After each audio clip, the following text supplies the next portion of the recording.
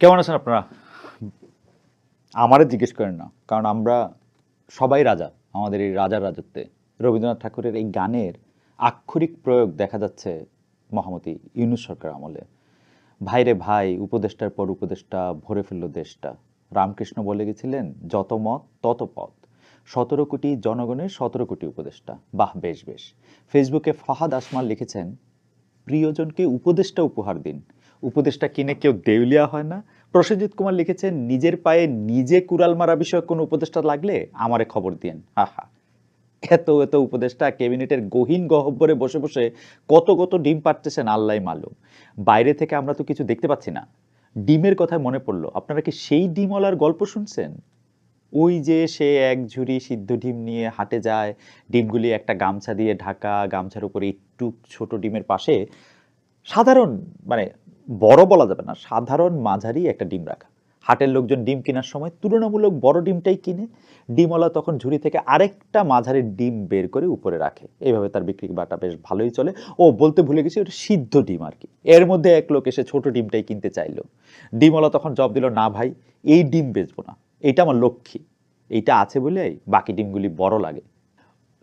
আপনারা আবার এই গল্পের সাথে জনাব মোস্তফা সরোয়ার ফারুকীর উপদেষ্টা হওয়ার কোনো সম্পর্ক আনার চেষ্টা করেন না প্লিজ। উনি তো এইখানে থার্ড পার্সন সিঙ্গুলার নাম্বার, তাই না? জাতি হিসেবে আমরা কিন্তু ফাটাফাটি। ধরেন আমি দেশের সবচেয়ে নামকরা ডাক্তারের কাছ থেকে কোনো অসুখের ওষুধ নিয়ে বাড়ি ফিরলাম। বাসায় আমার খালাতো বোন বা মামাতো বোন বা ফুফাতো ভাই বা চাচাতো বোন বলবে, আরে ডাক্তার কিচ্ছু জানে না, এগুলি রাখতো, তুই আমার কথা শোন, এইসব কিচ্ছু লাগবে না, 2টা শুকনা মরিচ, 3টা দারচিনি তেলে মুচমুচা করে ভাইজা গরম পানিতে ঘুটা দিয়ে গিলা ফেল।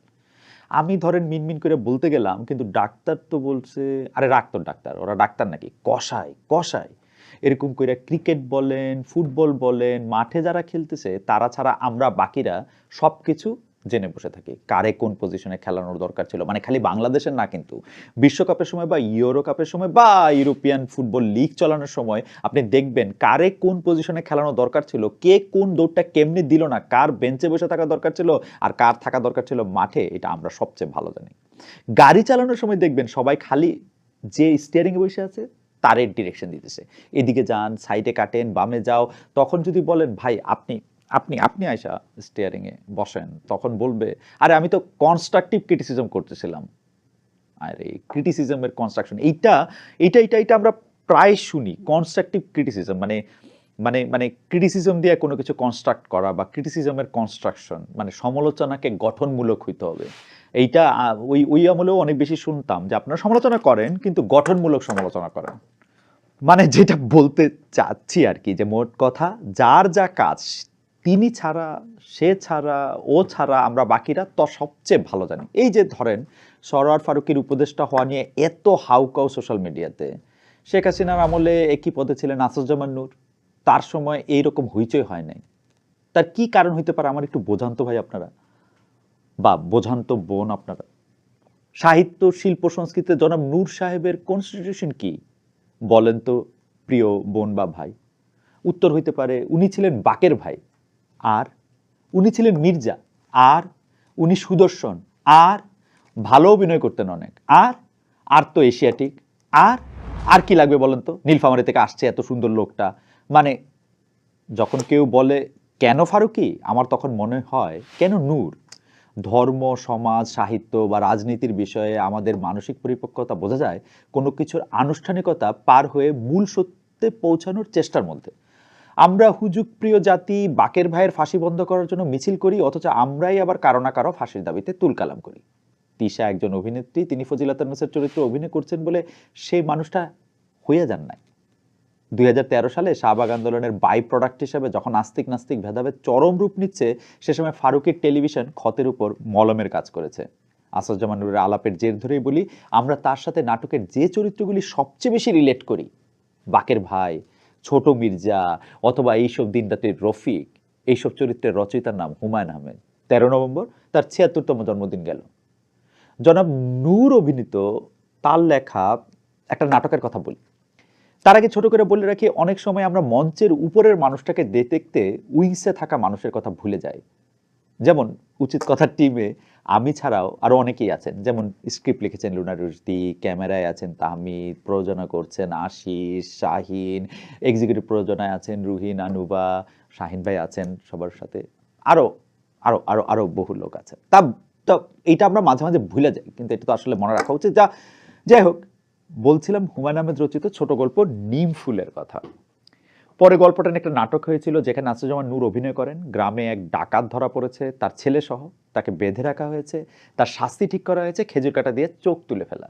সারা গ্রামে এই নিয়ে হইচই যেন উৎসব। বিশাল হাঁড়িতে রান্না হচ্ছে, মান্যগণ্যরা এসেছেন চেয়ারম্যানের বাড়িতে ডাকাতের উচিত শাস্তির ব্যবস্থা করতে। একটা অন্যায়ের সাজা নিজের হাতে তুলে নিতে গিয়ে আমাদের পরিচিত মানুষেরাই কতটা নৃশংস হয়ে উঠতে পারে তার বর্ণনা আছে এই গল্পে। শেষ পর্যন্ত অসহায় সেই ডাকাতকে ওই নির্মমতার হাত থেকে রক্ষা করে এক মমতাময় কিশোরী। হুমায়ুন আহমেদ বারে বারে আস্থা আনতে চেয়েছেন মানবিকতা, ভালোবাসা, সহমর্মিতার প্রতি। কয়েক সপ্তাহ আগে অসহায় তোফাজ্জলে করুণ মৃত্যুর বিবরণ দেখতে দেখতে, কিংবা কখনো পকেটমার, কখনো গরুচোর, কখনো ডাকাত, কখনো শিশু অপহরণকারী সন্দেহে গণপুটিনিতে অহরহ যে মানুষের মৃত্যুর খবর পড়ি, তখন মনে হয় যে এই যে আমরা এত কিছু পড়ি, এত কিছু দেখি, তাকে শুধু দুই মলাটে আর টিভি স্ক্রিনে বন্দি রাখার জন্য আমাদের আচরণে কেন তার ছায়া পড়ে না? মানে এই যে আমাদের মনে হয় একজন মানুষ হয়ে আরেকজনের উপরে হাত তোলার অধিকার আমাদের আছে, এটা কেন মনে হয়? ওই আরেকজন যত খারাপ লোক হোক, যত বিরাট অপরাধ করুক, আমরা কেন আরেকজনের গায়ে হাত তুলবো? আর সে হাত তোলা আবার এমন পর্যায়ে যে তাকে মেরেই ফেলবো? এই কাজগুলি যারা করছে তারা মঙ্গল গ্রহ থেকে এসে এসব করছে না, আমাদের মতোই দেখতে তারা, আমার আপনার মতো। এমনকি আমি বা আপনিও হতে পারি সেই রকম পরিস্থিতিতে মবের অংশ হলে, বা আমরাও অংশ নিতে পারি সেই মবের হয়ে। আমরাই তো অংশ নেই, তাই না? আমরাই মরি, আমরাই মারি। কে যেন বলছিল আমাদের সবার মধ্যেই একটা করে হাসিনা লুকিয়ে আছে। খুব কি ভুল বলেছে?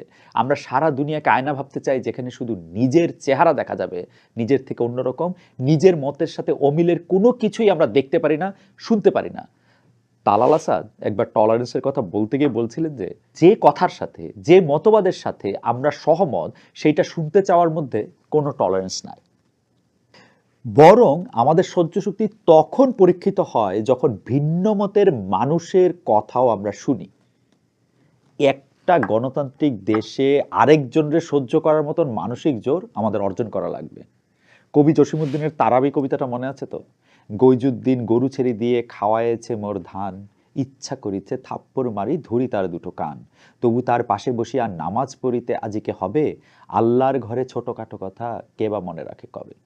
10ই নভেম্বর গণতন্ত্র দিবসকে সামনে রেখে আবার আবির্ভূত হইলেন গণতন্ত্রের মানসকন্যা শেখ হাসিনা। গণতন্ত্র কায়েমের জন্য তার এইবারের স্যাক্রিফাইসটা কিন্তু দেখতে হবে আমাদের। এই বিষয়ে তার কাছে সাপে ভেঙে কোনো ভেদাভেদ নাই। যাকে দরকার যখন দরকার চুমু খাইতে রাজি, কোলে নিয়ে নাচানাচি করতে রাজি। যে জাতির পিতার মূর্তির চোটে তিল ধারণের জায়গা ছিল না সমস্ত বাংলাদেশে, তারে এক ফুয়ে উড়িয়ে দিয়ে সেখানে প্রতিস্থাপিত হলেন মহামতি ডোনাল্ড ট্রাম্প। এখন তার ফোন কল এআই, মানে আর্টিফিশিয়াল ইন্টেলিজেন্স হোক, সিরি হোক, আর যা হোক, আপার কণ্ঠ নিঃসৃত বাণী শোনার জন্য চাতকের মতো উন্মুখ প্রতীক্ষায় থাকা আসলে নাকি? I don't know. উন্মুখ প্রতীক্ষায় থাকা তার এতিম দলের কাছে নাই আপার চেয়ে এআই আপা ভালো। তারা ঠিকই ট্রাম্পের ছবি বক্ষে ধারণ করে 0 পয়েন্টে কর্মসূচি পালন করতে গিয়ে পয়েন্টে পয়েন্টে ধরা খেয়ে ফিরেছে। কিন্তু সখী, গণতন্ত্র কারে কয়? অরুন্ধতী রয় একবার তার এক বক্তৃতায় ছোটবেলার কথা বলতেছিলেন। তার এক স্যারের বাড়িতে গাজরের ক্ষেত ছিল, সেখান থেকে বন্ধুরা মিলে গাজর চুরি করছিলেন। তো স্যার যাতে টের না পান সেজন্য গাজর খেয়ে উপরে গাছটুকু একইভাবে আবার মাটিতে পুঁতে রেখে চলে এসেছিলেন।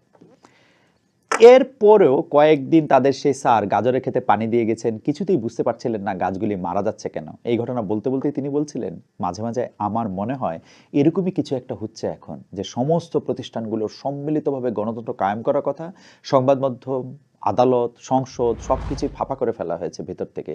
আমরা তবুও ভোট দিয়ে যাই, আশা করে যাই, কিন্তু আরো বেশি করে আশা হতে হতে থাকি। তার listening to grasshoppers field notes on democracy বইতে তিনি লিখেছিলেন, মৃত্যুর পরেও জীবন রয়েছে কিনা এই তর্কের সাথে কি আমরা আরেকটা তর্ক যোগ করতে পারি? গণতন্ত্রের পরেও কি রয়েছে আরেকটা জীবন? কিরকম জীবন হবে সেটা? মানে গণতন্ত্র বলতে আমি গণতান্ত্রিক আদর্শ বোঝাচ্ছি না, বলছি এর ব্যবহারিক মডেল নিয়ে। তবে ব্যবহারিক মডেল নিয়ে কথা বলার আগে আমি একটু অন্য কথা বলি। আপনারা কি খেয়াল করেছেন যে গণতন্ত্র একটা আত্মঘাতী ব্যবস্থা? মানে আত্মঘাতী ব্যবস্থা আমি কেন বলতেছি আপনি দেখেন। আমি গণতন্ত্র চাচ্ছি মানে কিন্তু আমি স্বীকার করে নিচ্ছি যে আমি আর 10 জন মানুষের মতোই মানুষ হব। আমাকে লাইনে দাঁড়িয়ে এই রেশনটা সংগ্রহ করতে হবে, অথবা সিনেমার টিকিট। আমাকে খেলার মাঠে ঢুকতে হলে লাইন অনুসরণ করতে হবে, আমাকে চাকরি পেতে হলে 2 লাখ লোকের সঙ্গে প্রতিযোগিতা করতে হবে, আমি কোনো স্পেশাল লোক না, আমার বাড়ি আগে গোপালগঞ্জ এখন চট্টগ্রাম, ঘটনাটা এরকম না। আসলে গণতন্ত্র মানলে আমাদের তো মানতে হবে আমি সংখ্যার সবচেয়ে বেশি বলে আমার কথা সব মানুষ শুনবে, ব্যাপারটা এরকম না। আমরা গণতন্ত্র মানলে আমাদের মানতে হবে যে আমরা যারা গণ আছি, উনি প্রধানমন্ত্রী হোক, ডক্টর মোহাম্মদ ইউনূস হোক বা যেই হোক, তিনি আর আমি জনাব আব্দুল কুদ্দুস সবার অধিকার সমান। এটাই হচ্ছে গণতন্ত্র। ব্যবহারিক মডেলের কথা বলতেছিলাম। এখন আসল প্রশ্নটা হচ্ছে এই গণতন্ত্রটা মেনে নেওয়ার অবস্থায় আমরা আছি? আমরা তো আসলে গণতন্ত্র চাই আমাদের সুবিধার জন্য। আমরা গণতন্ত্র চাই আমাদের যারা প্রতিপক্ষ আছে তাদেরকে আরেকটু খারাপ পজিশনে দেখতে পারার জন্য। মানে গণতন্ত্র মানে আমাদের কাছে আমরা যে বেশি সমান। অরওয়েল বলছিল না, somebody is more equal। আমরা গণতন্ত্রের ক্ষেত্রে আমরা নিজেরাই দেখি যে আমরা more equal। এইটা যতদিন পর্যন্ত আমরা দেখব ততদিন গণতন্ত্রকে আসা সম্ভব। আমরা যতক্ষণ পর্যন্ত উই আর দে করতে থাকবো ততক্ষণ পর্যন্ত গণতন্ত্র আসা সম্ভব। এখন আসল প্রশ্নটার মধ্যে আসেন যে গণতন্ত্রের কি অবস্থা আমরা করেছি, কিসে পরিণত করেছি, গণতন্ত্রের ব্যবহার ফুরানোর পর কি হবে যখন এর ভেতরটা ঝাঁঝরা হতে হতে অর্থহীন হয়ে পড়বে আর এর সমস্ত সংগঠনগুলি রূপ বদলে ভয়ঙ্কর হয়ে পড়বে। কি পরিণাম ডেকে আনবে গণতন্ত্র আর মুক্ত বাজারের দ্রবণে রূপান্তরিত হওয়া এই লুটেরা অবয়ব, যার কেন্দ্রে রয়েছে সর্বোচ্চ মুনাফা আদায়ের ধারণ। এই প্রক্রিয়া কি উল্টে দেওয়া সম্ভব, আবার আগের মতন হওয়া সম্ভব? বলছিলেন অরুন্ধতী রায়। আমি ব্যাপারটাকে দেখি, দেখেন, আমি যদি গণতন্ত্রে বিশ্বাস করি তাইলে আমার যে ভাই আজকে কোনো অপরাধ করে থানায় ধরা পড়লো তাকে ছেড়ে দেওয়ার জন্য, তার উপর যাতে কোনো আইনি প্রভাব না আসে, মানে সেইটার জন্য আমি একটা এমপি সাহেবকে ফোন করে বলবো যে আপনি ফোন করেন, তাকে ছেড়ে দিতে বলেন। বিকজ আমি বিএনপি করি, আওয়ামী লীগ করি, জামায়াত করি, জাতীয় পার্টি করি, অথবা বৈষম্য বিরোধী ছাত্র আন্দোলন করি। আপনার মনে রাখতে হবে যখন এটার মধ্যে গণতন্ত্র আসবে তখন কিন্তু এইটা আর সম্ভব হবে না। আমরা যদি গণতন্ত্র বলতে বুঝি আমার ক্ষমতা, মানে আমার বাড়ি এখন চট্টগ্রাম, সেই জন্য আমার ক্ষমতা গোপালগঞ্জবাসীর থেকে বেশি হবে। বগুড়ায় কোনো স্টেডিয়াম থাকবে না, এইটাকে যদি আমরা গণতন্ত্র মনে করি, আমরা কিন্তু মানে আবারও একই চক্করে পড়তে যাচ্ছি। কিছু দিন আগে মানে সাংবাদিক মনোজ দে তার ফেসবুক স্ট্যাটাসে দুঃখ করে বলেছিলেন উপমহাদেশের রাষ্ট্র শাসন কাঠামোতে ন্যায়বোধ নাই, যা আছে সেটা হলো জবরদস্তি। এখানে নাগরিক নাই, আছে ধর্ম রাজনীতিতে বিশ্বাসী গোত্র সমাজ। আজকে তারিখ 15 নভেম্বর 2024, হাসিনা পালানোর 100 দিন। মাত্র একদিন আগে মারা গেলেন আব্দুল্লাহ, তিনি গুলি খেয়েছিলেন মাথায় 5 আগস্ট। 100 দিন আগের ক্ষত আমরা এখনো বহন করে চলেছে। হাসপাতালে চিকিৎসাধীন আছেন বহু মানুষ, দিনে দিনে তাদের প্রতি সরকারের অমনোযোগের ক্ষতটাও বাড়ছে। শহীদ সৈকতের বড় বোন সাবরিনা শ্রাবন্তী কিছুদিন আগে ফেসবুক স্ট্যাটাস দিয়েছেন, যেই দিনই প্রখর রোদ ওঠে আম্মু আমারে মনে করায় দেয় ভাইয়ের রক্তমাখা কাপড়গুলি রোদে দিতে হবে। আমিও বাধ্য বের মতো রোদে দিয়ে আসি, অনেক গন্ধ আসে কাপড়গুলো থেকে, গা গুলানো গন্ধ, তারপরও নিজ হাতে ধরে মেলে দিয়ে আসি, সেগুলো এত আপন লাগে, গা গুলানো গন্ধটা, মনে হয় থাক আমার ভাইয়েরই তো রক্ত। এমন দিন আসবে জীবনে কখনো ভেবেছিলাম? সরকারের যার সাথেই কথা বলি তার অসীম ব্যস্ততা, খাওয়ার সময় নাই, ঘুমানোর সময় নাই, শুধু কাজ আর কাজ। কি কাজ? আগামাতা তো কিছুই বুঝি না, সারাক্ষণ খালি সংস্কার করতেছে। এত সংস্কারের আগে এইটা তো বুঝতে হবে আমরা আসলে কি চাই, আমরা কি গণতন্ত্র চাই, তার মানেটা কি বুঝি। যা দেখছি তাতে তো মনে হয় আমরা জোর যার মুল্লুক তার নিয়মে দেশ চলতেছে। গণতান্ত্রিক মনোভাব আছে আমাদের? সবসময় তককে তকে থাকি কোন রাস্তায় পাশের লোকটারে ঠকায় নিজের কাজ হাসিল করতে পারি। আমাদের জাতীয় ফল যে কাঁঠাল, সেটা তো আর এমনি এমনি না। অন্যের মাথায় কাঁঠাল ভাঙার কাজটা ভালোই শেখা আছে আমাদের। একটা ঠিকঠাক গণতান্ত্রিক নিয়মে ঢুকতে হলে এক ধরনের স্থিতিশীলতা লাগে।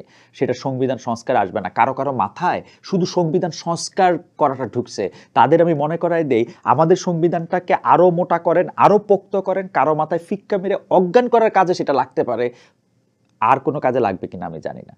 এটা খুব ভালো সংবিধান থাকলে বা আপনাদের প্রেসক্রাইব করা একদম সংস্কার করা একটা গোছানো সংস্কার থাকলে যে শেখ হাসিনা অনেক বড় স্বৈরাচার হয়ে উঠতেন না। ব্যাপারটা কি এরকম? খালি একটা সংবিধানের জন্য তিনি এরকম হয়ে গেছেন? প্রায়োরিটি বুঝতে শিখেন হে উপদেষ্টা কুল। আর কত পুতুল নাচ নাচবেন? এই যে সেনাবাহিনীকে নির্বাহী ম্যাজিস্ট্রেটের ক্ষমতা দেওয়া হলো, কি লাভ হলো তাতে? 5 বছর, মুনতাহা বয়স 5 বছর ছিল, বাঁচাইতে পারছেন তারা? এটা এটা এটা এটার একটা সুরাহা করতে পারছেন? ড্যাফোডিল বিশ্ববিদ্যালয়ের পাশে হাত কাটা, মাথা কাটা যে তরুণীর লাশ পাওয়া গেছে, এরকম নৃশংসই কি ছিলাম আমরা? প্রথমে সবার ধারণা ছিল লাশটা হয়তো কোনো ছাত্রীর, পরে যখন জানা গেল একজন গার্মেন্ট কর্মীর লাশ, তখন আমাদের হাহাকার থেমে গেল। মানে আমরা তো মোর ইকুয়াল, তাই না? মোর ইকুয়াল। আমরা কেন গরিব মানুষের, শ্রমিকের মৃত্যু নিয়ে উদাসীন? আমরা বরং লুনারুস দিয়ে প্রশ্ন করতেছি না আমরা কেন গরিব মানুষের মৃত্যু নিয়ে উদাসীন। আমার প্রশ্ন হচ্ছে যে আমরা কেন গরিব মানুষের মৃত্যু নিয়ে ভাববো? কোনোদিন ভাবছি? যেইটা আমাদের গায়ের উপর আইসা না পড়ে সেটাতে আমরা থাকি? আমরা চিন্তা করি এটা নিয়ে? করছি কোনো সময়? আমি জানি না। ঢাকার সাভারের আশুলিয়ার জেনারেশন নেক্সট ফ্যাশন লিমিটেড নামে তৈরি পোশাক কারখানার শ্রমিক ছিলেন চম্পা খাতুন। ৩ মাসের বকেয়া বেতনের দাবিতে বিক্ষোভের সময় ২৩ অক্টোবর পুলিশের সঙ্গে সংঘর্ষে গুলিতে আহত হন চম্পা। চিকিৎসাধীন অবস্থায় ২৭ অক্টোবর ঢাকা মেডিকেল কলেজ হাসপাতালে তিনি মারা যান। বৈষম্য বিরোধী আন্দোলনে হাসিনার পুলিশ যেইভাবে নির্বিচারে গুলি চালিয়েছিল মানুষের উপর, এখনো একই ঘটনা আবার ঘটল। কবি আন্দালিবের কবিতার কয়েকটা লাইন শোনেন। বৃক্ষের কন্দর থেকে সারা রাত ছড়িয়ে পড়ছে অসংখ্য কূটাভাস। ডিফেক্টো নেতার হাসি থেকে থেকে বীত স্পৃহ করছে আমাদের। আমরা ভাবছি এগোতে হবে, হাহাকারই আমাদের প্রধান জ্বালানি। একদম ফাটা পোস্টার নিকলা হিরোর মতো করে এবার ডিফেক্টো থেকে সত্যিকারের নেতা হয়ে দেখান দেখি। ইন্টারন্যাশনাল ক্রাইসিস গ্রুপের রিপোর্টে দেখলাম তারা বলছে মানুষের আকাশচুম্বী প্রত্যাশা পূরণ করাটাই সবচেয়ে বড় চ্যালেঞ্জ। আমাদের ধারণা ছিল হাসিনা পালাইলেই দেশের সব মানুষ দরবেশ হয়ে যাবে, কেউ আর চুরি চামারি করবে না, কাজে ফাঁকি দিবে না, অন্যের ঘাড় মটকাবে না। কিন্তু আমাদেরকে তো গুপি গায়েন বাঘা বাইনের মতো ভূতের রাজা কোনো বর দেয় নাই। দিছে নাকি বর? দেয় নাই তো। আমরা যেখানে ইচ্ছা চাইলেই চলে যেতে পারি না। প্রতিটা পদক্ষেপ নিতে হয়, প্রতিটা সিঁড়ি উঠতে হয়। যে বিশাল কর্মসূচি এই সরকার হাতে নিয়েছে তা ১ বছরে তো দূরের কথা, ১ প্রজন্ম শেষ হবে না। কারণ এর বাস্তবায়নের জন্য আমাদের সামষ্টিক মানসিকতার পরিবর্তন দরকার। সেটা কি এত সহজ?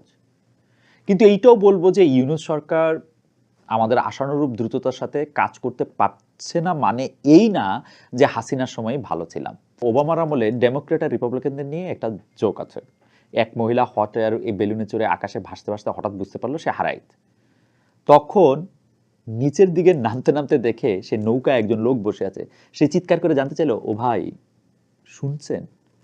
ও ভাই শুনতেছেন? আমি তো আমার দোস্তে বলছিলাম ১ ঘন্টার মধ্যে দেখা করব, কিন্তু এখন তো বুঝতেই পারছি না যে আমি কই আছি।